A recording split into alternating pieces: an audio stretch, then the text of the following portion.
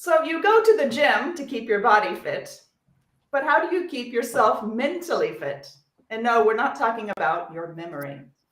We're also talking today about the impact of being mentally fit in companies. But let's begin with what it means to be mentally fit, as some of you may not be familiar with the term.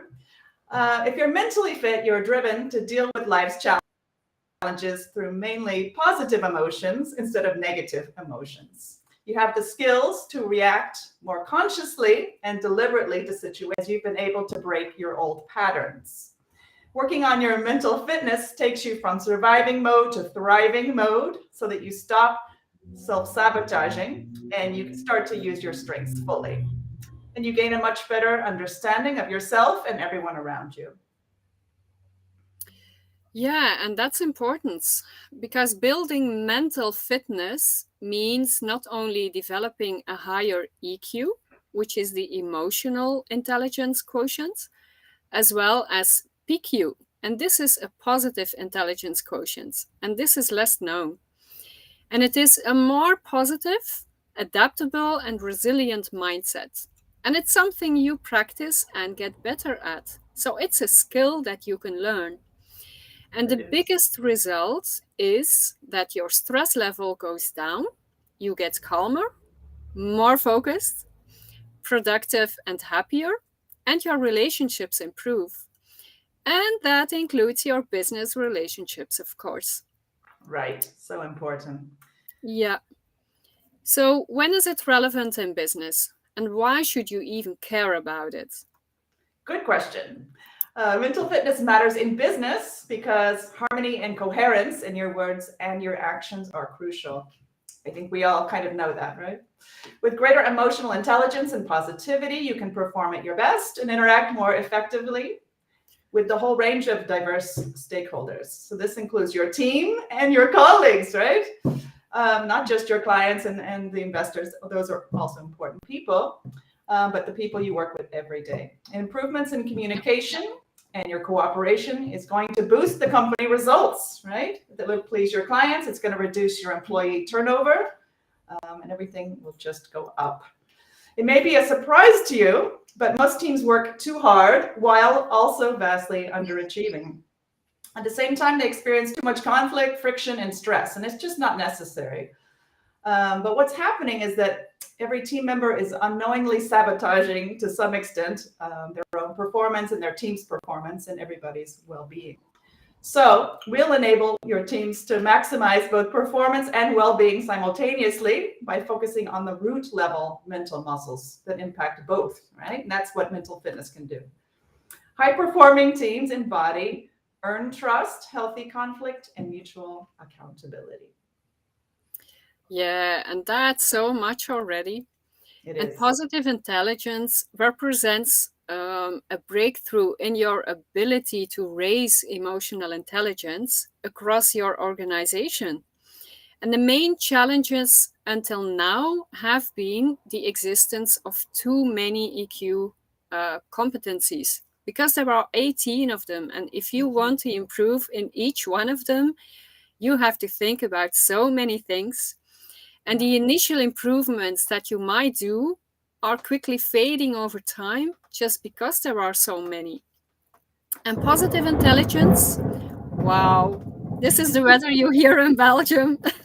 Okay, so positive intelligence developed a system where you go to the root level of the building blocks. And by using it, you work on 17 of the 18 EQ competencies at once.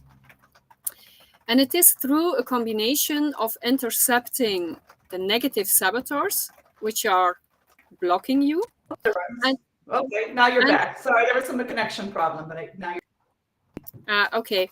So I just explained that of the 18 EQ competencies, with positive intelligence, you work on 17 at the same time. And it is by using the intercepting of the negative saboteurs, so the things that block you, and by activating the self command and the 5 positive sage powers. And the resulting EQ improvements are sustained because we focus on building habit-forming mental muscles and not just insights. And 89% of program participants experience EQ growth. Yes, actually it's 98%. Yeah, so even higher. Yeah, it's super interesting what you say, because a lot of all of us have taken so many training programs, but the results don't stick. And so this system is very elegant. It's very simple. It simplifies a lot of things. You don't have to keep so many things in mind. You just have to work on 3 mental muscles that we develop. And we practice those things and we build those skills. We're actually making changes in the brain activation so that it will sustain itself in time if you continue practicing, of course. So it's very practical and very efficient. Yeah, and the nice thing is if you work on some of them, you actually work on all of them. That's right. And you improve in such a big way that if you only focus on some of the competencies of the EQ scala, yeah, you forget a lot of the other ones. Right, it's incredible. That's a really good point. Yeah, and the EQ things have to do with self-management and your relationships with others and being aware, being conscious of what's going on. So yeah, that's a really good point. If you work on any of them, you work on all of them. And you start to see the virtual cycles happening, right? So yeah, that's true. Great. I think it's a really good feeling. And we've experienced that personally. We've seen it with our clients.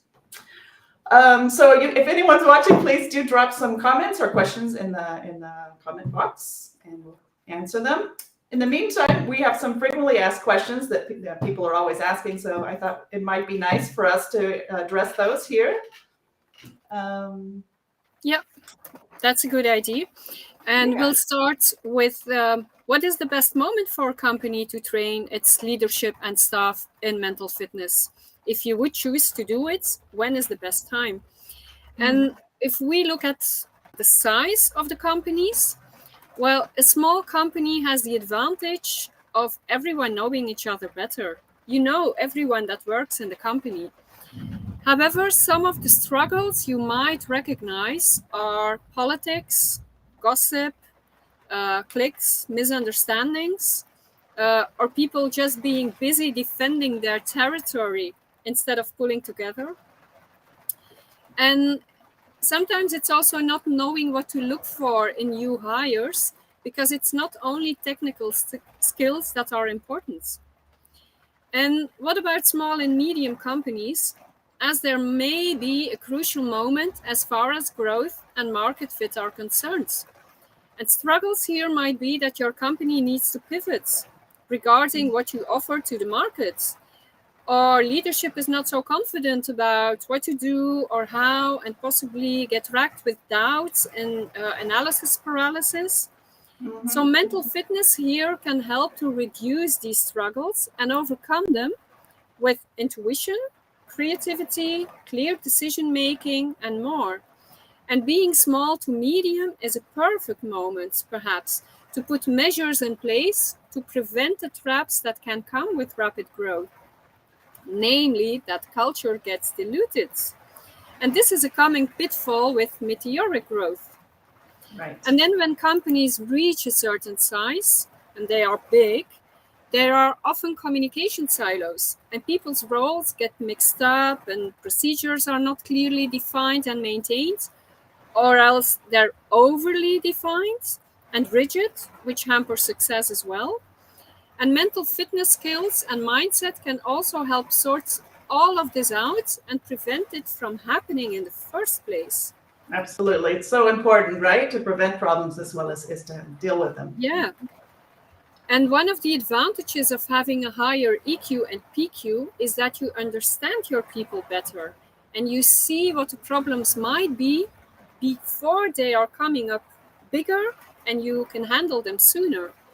So operating from a place of high PQ enables people to communicate more effectively with each other, and they can give honest but respectful feedback. So that doesn't mean you have to agree with everything, but there has to be openness to discuss it in a respectful way.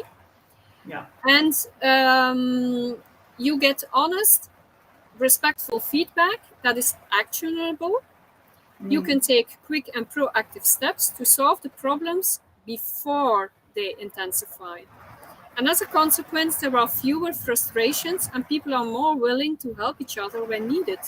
That sounds wonderful, isn't it? Yeah, And let's just, we all kind of realize that there's a lot of problems in companies of all sizes, but a lot of what we try to deal with, it's just instinctual to try to deal with the symptoms. And really, it's the root cause that there's not trust, there's not this open communication, there's not a feeling that really it's one team. And so I think this is just, it's going to save a lot of time, a lot of effort, a lot of angst, and a lot of money, to deal with that's true. From the beginning. And if you're earlier in your company's trajectory, even better. But really, it's helpful at any moment, right? Just want to say hello to Flores. Thank you for your comment. Appreciate that. And okay, here's another question. Does it matter if your company is modern or traditional, or does it matter what sector you're in, if it's a national company, regional, or if it's international? And obviously, some industries are more fast-moving. It's something to keep in mind. There's some industries with more automation than others. There's a lot of differences between companies, no doubt about it. But there's something that all companies have, no matter what, and that is the human factor, right? Every sector and every company of every type has to deal with human beings. And that's the bad news and the good news, right? So that's what mental fitness is perfect for. And then, of course, you have international companies or companies with a lot of international workers. Of course, we have additional reasons for leaders to learn to understand all kinds of people and relate to them better. And for teams to work a little bit more on the trust, the cohesion, and the open communication. So these are all factors to keep in mind, but mental fitness will help you quite a lot with that. Hello, Keely. Thanks for joining us. Hi, Keely. Hi, Florence. Yeah, and it always makes a difference if you can build the trust in the team, because then people are willing to do more than what would be asked. And if they see things that might get better, they will speak up. But if that trust isn't there, people stay silent. Why would you speak up? Yeah, why would you? And maybe you're expending a lot of energy on protecting yourself or just surviving, right, in the workplace. So that's not what we want. We want to feel good, and then the results will show that. Okay. Next question. Do you want to handle it, or should I? Yeah, I see there's a question. What is the difference between mental fitness and mental health? And mental health is important, as we hear about it more and more, but it tends to pathologize behavior. Whereas mental fitness does not accept that anyone is broken, and it acknowledges our human condition and helps everyone to aim for their best selves and to block yourself less and be the person you can be, as powerful and as effective and feel good about who you are and what you do. Right. Nobody needs to change who they are, but rather find a little bit more liberation to be who they truly are. Really, it's about freedom, I think. Yep. We have a question from Flores. What do you think it makes sense to build and focus on in relationships, not knowing about trust? I don't quite understand that question. I think it makes sense to build and focus on in relationships.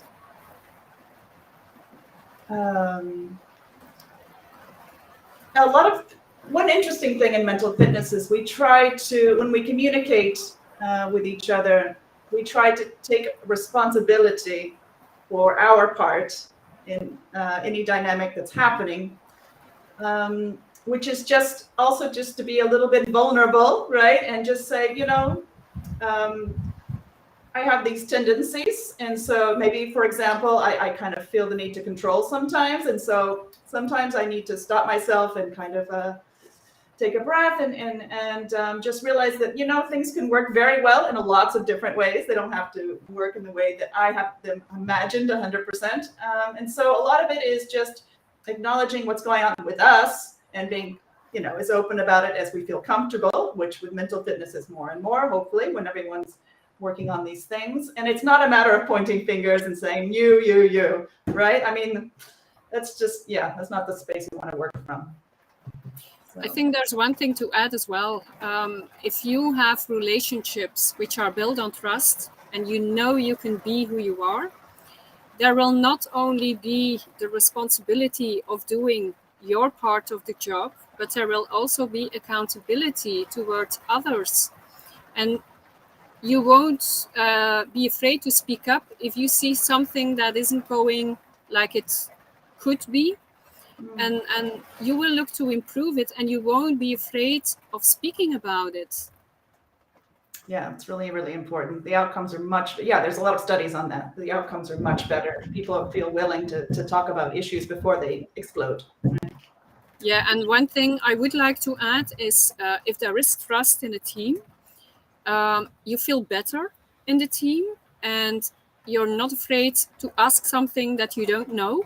So it's not, I can't ask anything, I should know this. And you will evolve sooner and quicker, and you will get the results quicker, because there is an open dynamic and an open spirit, and that's the way to go forward in a fast way, even if it takes in the beginning more time to install that.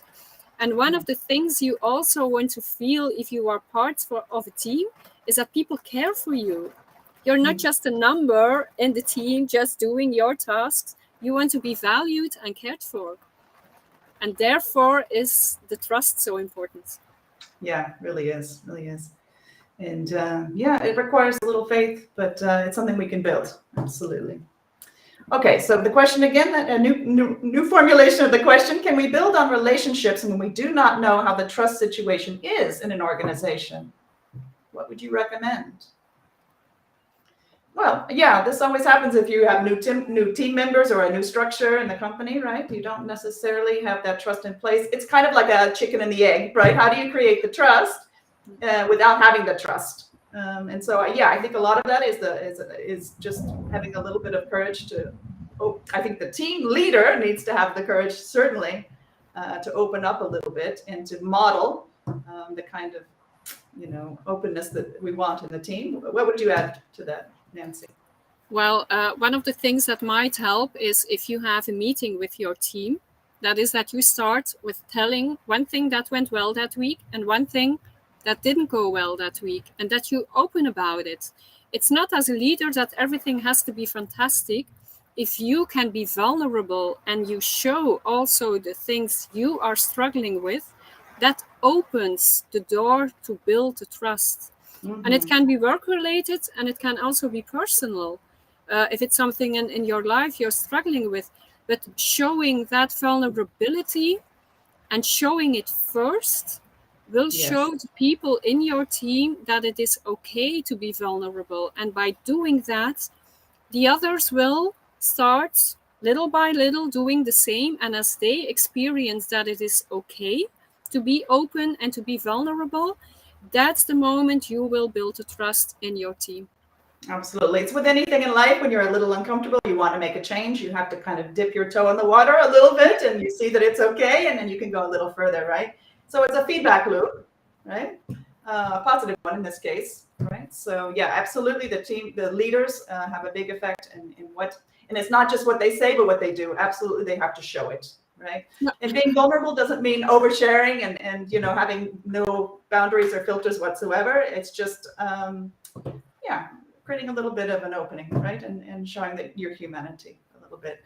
And I also want to add that some of the best companies, the ones that everyone tries to emulate, they have a culture where it's okay to make mistakes, right? And that's what they want. They almost encourage mistakes because that's where the growth happens, and that's where people will start to take risks, which really leads to the innovation.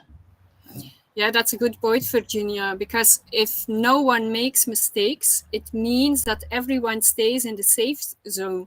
And if you only do that of what you know that will be okay, then you will limit your growth. So it's a very good way to grow as a company, to allow mistakes. And of course, you have to fix them. And of course, it can't be mistakes that continuously repeat themselves, because then you have a system that's not okay. But if it is because of growth, then that's a necessary part. even. Absolutely. And let's just be honest. If everything were safe and felt comfortable and the same day after day, that would be the most boring thing ever. So we don't want that in our companies either. Right? Definitely for the two of us. I don't know if it's for everyone, but definitely for us. Yeah. That's great. Take on new challenges. All right. Thanks for your comment, Flor, and your questions. Okay, I'm going to address another question. How is this program different from other programs? You know, we've all done 100 trainings. There's so much out there. There's like a glut of things available. Well, there's three main things that make it different. First of all, it's focused on habit formation and practicing. So it's very much sustainable. And you learn about it in small increments. So you can build it into a busy schedule. No problem. So yeah, it's working on actions. It's working on changing how you show up, right? But little by little. And so it's more sustainable. You work on developing these three core muscles. So it's very complete. You work on, reducing your self-sabotage by handling these voices in your head that are telling you to complete your same patterns over and over. You also learn to have a little more control over your mind and your consciousness and your focus. And then you work on building your true strengths, right? And leaning into those abilities a little bit more. And then thirdly, it treats the root cause, as we mentioned before, as not just kind of covering over the symptoms, right? So it's very foundational in that way. Yeah. And I wanted to add that the habit formation that you are talking about, it's about learning new habits, and you do that by practicing them. And that's what I like about this whole program. You don't stay only, okay, it's like this, and yeah, it sounds nice, but you actually learn to do it. And as it becomes a habit, after a while, you don't even think about it anymore. You just do it. And if I look at the two of us, Virginia, we have been doing this now a year, and we are still implementing the things we've learned, because for me, I felt how powerful it is, and I just keep doing it. And it's a year now. So how many of the trainings you have done, you can say after a year, I'm still applying that? Almost none. Almost none, absolutely. Yeah. I think it's really powerful. Yeah, we've seen it. And we keep seeing the results of it. Yeah. I remember a lot of things that I was saying and thinking a year ago, and it almost seems like another person, but yeah, absolutely. Oh yeah. I have a lot more tools at my disposal. That's for sure. That's true. Another question is, why would you ask an expert guide to help you with it, like Virginia or me, as you can do the program with only the app?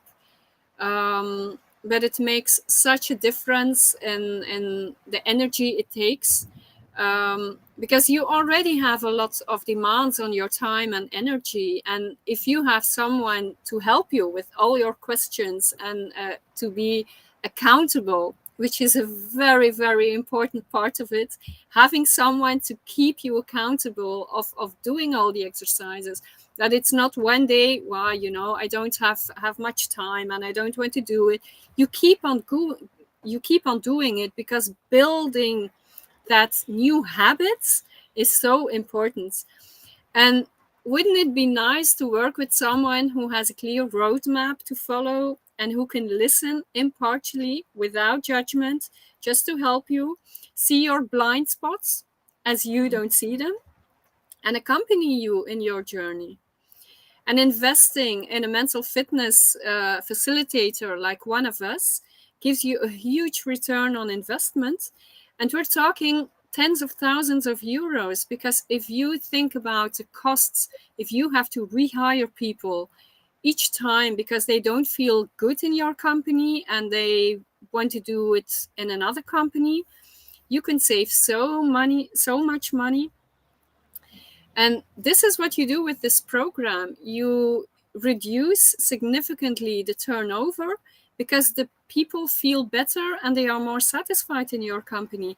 And you see results that will delight your stakeholders as well, as you have a stable time and a stable team, and they have the same persons they can turn to, who know what they need, who know what is important for you. It's not that they have to start over again and again. So even that makes a very big difference. Oh, absolutely. And you will feel a lot better. Why should you spend your energy on conflicts in the team or trying to get people to understand the objectives? And, it's like, Yeah. I think a lot of time and energy is wasted unnecessarily on these kinds of interpersonal friction points. And we can help with that. It's true, because I'm really convinced that even if you have people who are committed in the company and who are motivated, if you don't have the right culture, even those people won't be satisfied and will leave eventually. You're absolutely right. You want to do a job that you like, and for me, okay, there are some people who only go to work to get the money, but most of us want to do something they feel good about and they like being at their job, because you spend so many hours in your job. Yeah, if you don't feel good there, you just take that with you at home, and it impacts your family life. Right. Yeah. So Absolutely. you don't only help the people in your company, you help your company as well. And that's, for me, the thing to remember of what we talked about. I agree. Couldn't agree more. Okay. Well, let's start wrapping it up, because we've been talking for quite a while. I hope this has been interesting for you guys. I do encourage you to get in touch with Nancy or with myself. You can write to us in LinkedIn directly. You can connect. You can send us a message. We also have other links we're going to provide, so you can get in touch with us in lots of different ways. Don't worry about that. Anything you want to add, Nancy? Yes, if there are any questions that come after viewing the recording, please put them in the comments and we will answer them. Yes. And for the rest, I'd I love to hear think, what you guys are thinking. Yep. I think that's all for now. So we'll see you next time. Thanks for attending, all the people who were here. Really appreciate it. All right, guys. Have a great day. Enjoy your weekend. Bye-bye. Bye.